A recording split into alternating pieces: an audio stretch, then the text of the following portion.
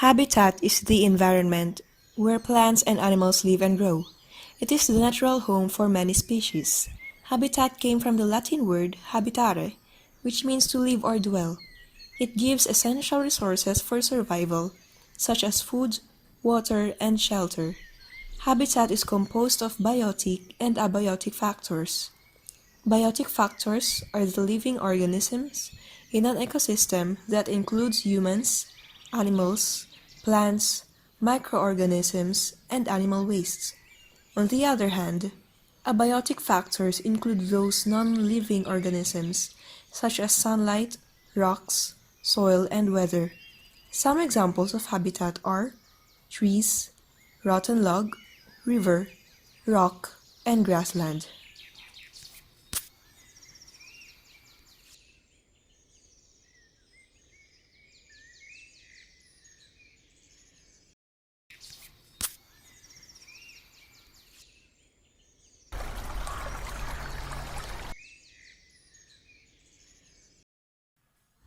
Creek is a natural stream that is usually smaller and narrower than the river. Creek is a shallow branch of river. There are some creeks that are larger and longer than the rivers, but it depends on the location and how people call that particular body of water. Some species that can be found in the creek are rocks, tadpoles, eels, and algae. In Makilim Botanical Garden, there is a small channel of water which is called as creek.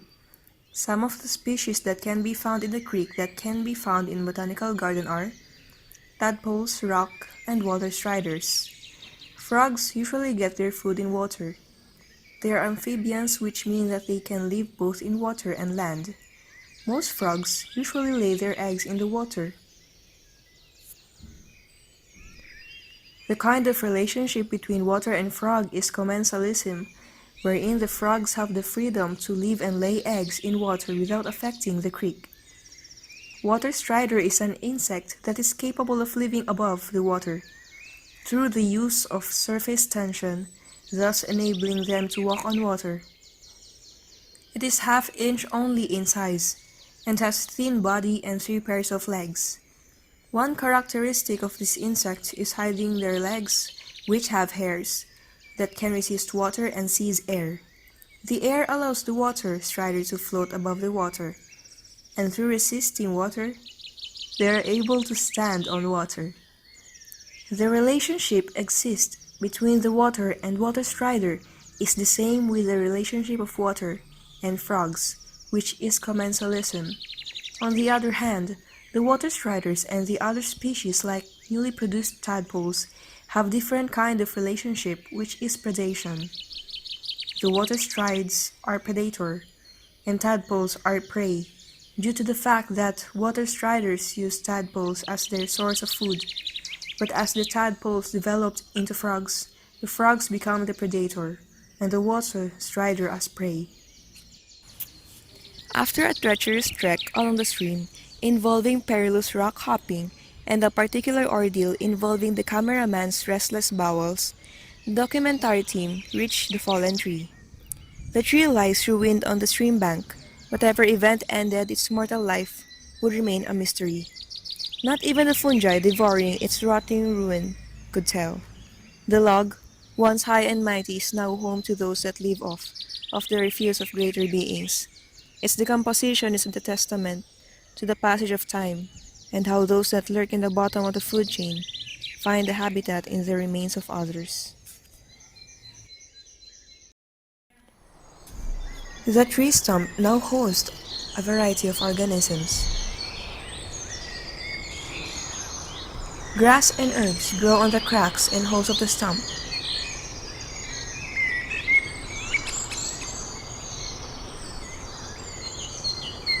A millipede crawls along the flat top of the stump.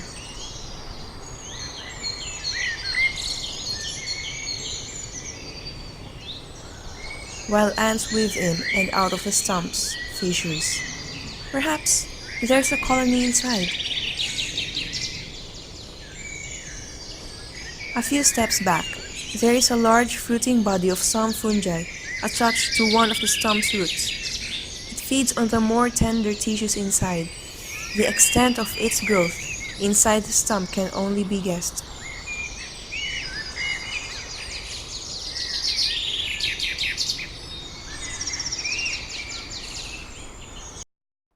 Grassland is a wide area that mainly consists of family of grasses like Poaceae, Juncaceae, and Cyperaceae. Some of the portions of grassland have legumes and other herbs. Woody species that can be found in grassland are only few. The average rainfall each year is sufficient for the grasses to live and grow. The rainfall in tropical region is unpredictable, making the grassland prone to fire. Species of grasses can still survive and live again after being burned by fire due to the fact that they grow under the soil, thus making the roots unaffected by fire, and their stems have the ability to grow again after the fire. Most trees are unable to grow in grassland because the soil in grassland is usually thin and dry, thus making the trees collapse easily.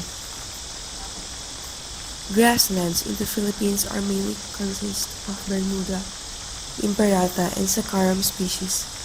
In the College of Forestry and Natural Resources at the University of the Philippines, there is wide grassland wherein grasses do not usually grow above the knee of an adult person. Some of the species found in the grassland are grasshoppers. There is a symbiotic relationship between grass and grasshopper, since grasshopper benefits from the grassland. Grassland serves as habitat of grasshoppers for the reason that grasses serve as their food. This kind of relationship is predation, wherein the predator is the grasshopper, since it is the one that eats the grass, and grass serves as the prey that are being eaten by the grasshopper. In some cases, grasshoppers also use grasses to protect and hide themselves from enemies, since their color is the same with grasses.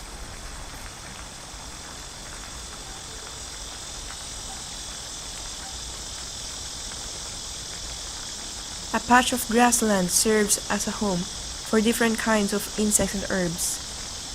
Most of the trees in the area are trees of a forest in climax, so none of them are very tolerant to grasses. This leaves a wide portion of land open to the sky above. Herbs and grasses, now without competition for sunlight, grow thick and plentiful. This abundance of herbaceous plants attracts all kinds of insects that feed on the vegetation and those that prey on the other.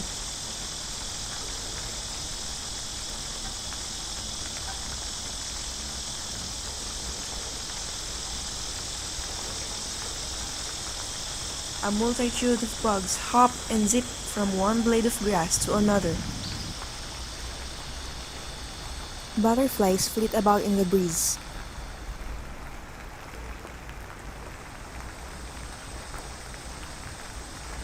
And in the spaces between grass, spiders wait for prey to get caught in their web. This wide variety of insects makes it an ideal feeding ground for birds, which can eat insects or even the seeds are scattered in the grassland.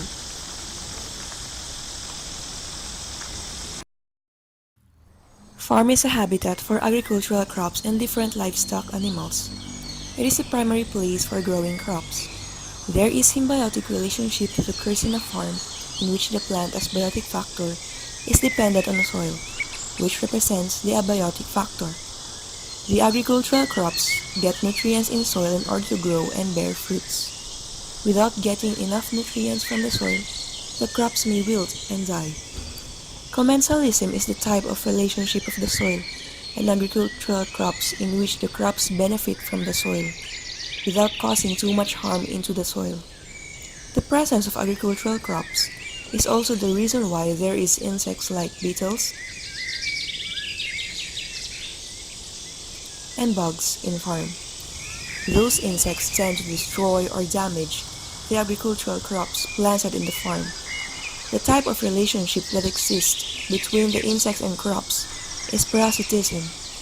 The insects serve as parasites that benefit from the host plants, which are the agricultural crops.